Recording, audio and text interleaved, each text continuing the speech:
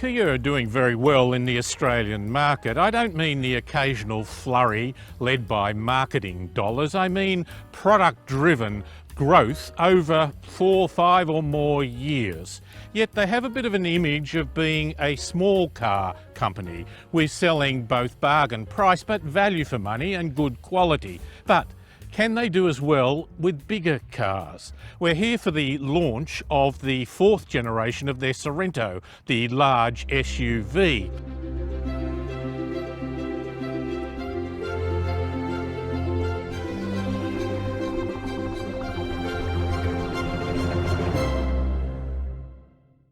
Now, in its category in Australia, they are only 11th in the scheme of things in the total sales. In fact, I think Mercedes-Benz is selling a few more so far this year of their GLE. Why, I can't explain. But the point is, can this car make it a more image for Kia in the large vehicle? It's been launched. We've had a drive of it. It is available in 4-wheel drive and a diesel engine, but let's have a look at its overall features for a vehicle that is perhaps not rugged 4-wheel drive, but much more family car. It starts with these beautiful 20-inch wheels, David, on a humble Kia, 20-inch wheels. At the top of the range, they go from 17 to 20, yeah. But there's a lot more angles on the car too, isn't there? But the good thing is, no matter what level, no matter what trim level you get, it still looks this gorgeous. They haven't gone for really crappy lights on the bottom models. It still looks sensational. They use the expression, it doesn't look chubby, and I like that. Well, it doesn't look chubby, unlike my good self. Yeah, it's a personal reference I'm trying to avoid, but as far as the car goes, I think it is really quite enough angles to give it some character. And some nice creases, and it's given character like the creases in our faces. Indeed. Some of us more than other. Across the front, it's doing what we've just seen with the Toyota, that with their new Hilux and that they're trying to get width into it. The nose actually dips quite a bit here, and it's not a huge, great it also feels nice. I mean, that grille is so sensual. Without bugs on it, it's bloody marvellous. It's beautiful, it's glossy, and they've gone to a lot of trouble underneath as well. The front just looks sensational. And of course, there's cameras all the way around. There's radar for cruise control, and up on top we've got more cameras for the autonomous emergency braking. Yeah, the technology that's in this car is that while Mercedes may have sold a few more of their GLEs this year, you know, you'd have to wonder why. How have they done that? When there's so much of this technology in this particular vehicle. Well, what's the top one of these run to? $65,000. And starting from? $47,000. Because David's got all the facts at his fingertips. We've got 2 engines, we've got 2 transmissions, and they come in 2 or all-wheel drive. Now, in fact, the petrol is the 2-wheel drive, and to be quite honest with you, I think this is going to be a family car, much more an off-roader. I don't think it's that. But if you want to get 4-wheel drive, you can get it with a diesel engine. But most interestingly, also, it has a dual clutch, both 8-speed. Yeah, well, that's the interesting thing. The 8-speed automatic is the one that we've seen in Stinger. That comes with the V6 petrol, which has had a few tweaks. A little bit more power, but much less torque. And this is the Halo car in white, virginal, like my good self, and it's the... Sorry. That's quite enough of that, thank you very much. It was the marketing that just overpowered me, that's all. Oh, I think if I can't say nice things about myself, no one else is going to. This engine is brand new. Yeah. The transmission, it's an 8-speed dual clutch, and it's a wet sump dual clutch, so not like the dry sump ones that used to blow up. We don't want any of that. Yeah, I'm not sure that a dual clutch is quite right for an off-road vehicle. I think I'd prefer an automatic, but I don't think you're going to be climbing rocks with this out on a dirt road. But we do have some off-road programs to do that if we want to.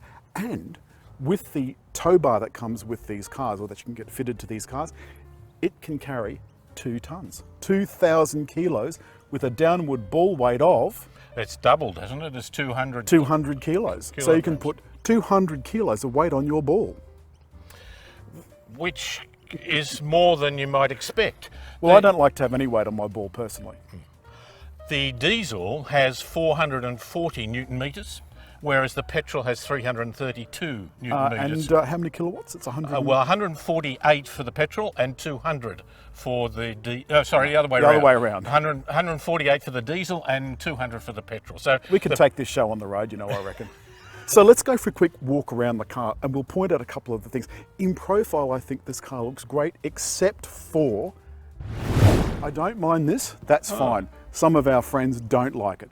But I think that, combined with that, looks awkward. Why didn't they just kind of bring that over here? What they're trying to do is give you the vision of a sloping back without the inconvenience of it. You get in some just things. don't put the bloody thing in then. Either have that or have that.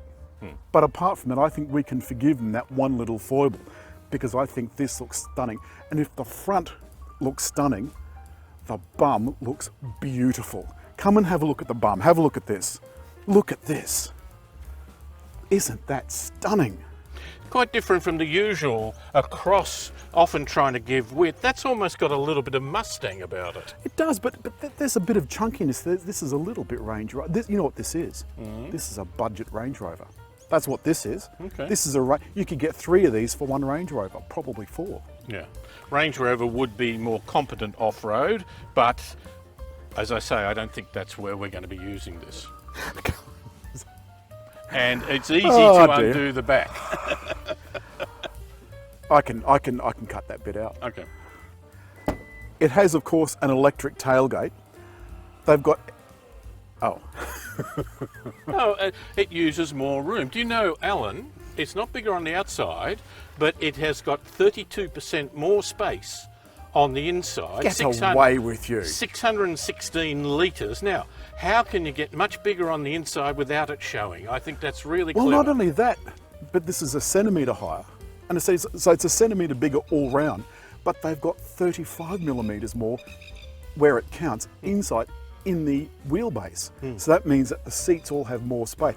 But better still, as with all Kias, apart from their 7-year warranty, and that's Damien Meredith we've got to thank for that, they've got a spare tyre. But look at this is brilliant. And look at this, there's technology in the back of this car. There's buttons for the seats, look. There's another row of air conditioning. I mean, and this for $65,000. The other thing, it's got nice things. You can set this height if you're in a low garage or if you're a short person. I mean, that's not unusual. You can do that with a lot of cars. You Yeah, you just hold it up and then press and hold the button. With this, it's a button inside. But if the outside looks panty-wettingly beautiful, the inside is stunning. Bit of bling. I love bling. Indeed. Darling, where's my diamonds? Let's have a look. Thing is, in the back, have a look at this. We've got a 511 dummy in the front. Wave to the people, dummy. In the back, have a look at this. Come, look at this, look. That must be 12 inches. I haven't seen 12 inches since my school days. And David, look over here, look. That seat's further back. You've still got a good 6 inches. I like also that I've got good support under my thighs. Sometimes. Oh, I love support under thighs. Sometimes all-wheel drives have high floor plans, and particularly older ones. This is good. This is comfortable. But have a look at this though. Like, we've got a 5'11" person in the front. Stop laughing. And I can just see either side of Jack's head. I can see everything that's happening in the front. Like, I can see over Jack's shoulders.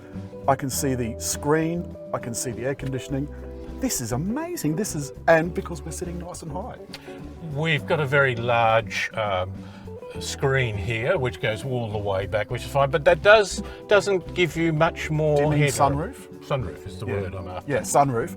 Yeah. I can just fit some fingers between my head and the roof, David. That's awfully low. Do you know what? I'd rather go without the sunroof, wouldn't you? I don't like sunroofs. But have a look at this. Look at this. Look at this. Look, soft close. We've got soft close, David, look. LED lighting, which I think looks smashing, and just in case you don't want people from the outside to see what's happening inside, you can put a sunshade up. Although there is privacy glass as well, but I think this sunshade is absolutely smashing. And have a look, see these little bits in the doors here? At night, they light up. For this model. for this model. We've got cup holders in the doors, bottle holder in the doors. We've got a nice little easy to get to USB USB, port. yes. And there's a button here to move the front seat backwards and forwards. Look, look, look, look. We had Jax get out because we, didn't want to squash him. Have a look at that. That means that the person in front can leave the chair wherever they want. The person in the back can get in. They don't have enough room. They can slide it forward and put it back up. And that's a feature in a car that you don't normally get for this price. Well, I'm driving the diesel, and there's two things that I think it works well with the gearbox. There's a number of diesels that until you get to 1750, 2000 revs, they're really quite stagnant. When they get going, then it's fine. This one has good throttle response. Now, with a dual clutch, sometimes that too can give you a bit of a stutter when it's thinking about the gear to work in. So far, in what I've driven with this, it's a good package. It's a responsive package from the diesel engine. The other thing I like, and Australian roads really help you with, is that you get a variety of different surfaces, bitumen. I was driving a cheaper car, a smaller car the other day, not a Kia, and we came to bitumen surface that was a bit more coarse aggregate, and the sound was really quite, not strident, but certainly much stronger, more conscious of the noise it was making, and I found that a little bit disappointing. The noise, vibration and harshness, NVH of this car, is really good. I've taken it on a big loop around where I normally travel, which has different surfaces, and it responded well. It was comfortable to drive, both in handling, but for me also this noise and vibrations and harshness. I think it's a pretty good package. Sitting in the car, it's well laid out. It's got a number of features that make it a bit distinctive without, to my mind, going over the top. The vents here, which remind me actually of the rear view lights on an old HR Holden, with a big one at the top and a little one underneath, but that's not to disparage it. I think it looks well. Now, of course, Alan would go crazy over this sort of meshed hash sort of look. To mine, it's just a little too strong. In the top models, it's got a little light behind it that shows up in the crevices, in the sort of angle bits of it, which is nice. To my mind, I don't need that. Sometimes in Hyundais and Kias, I've seen some of the coverings for the speakers. They have a bit of architectural stuff to it. To my mind, it looks almost like it's been bumped and dented. So in that regard, I don't really need it, but it's not off-putting. The layout is fantastic. We're now using digital technology much better. In the top of the range market, you get this whole digital effect, and you have here information systems that are really wide. I don't think they have to be too deep, that they're wide, which is great because you can get a number of features on them, not the least of which is a 360 degrees camera. It's obviously put together, it looks like it's taken above the car, but it's computer simulated from the cameras around the vehicle. I think that's much better than automatic parking. I don't like automatic parking, I hardly use it.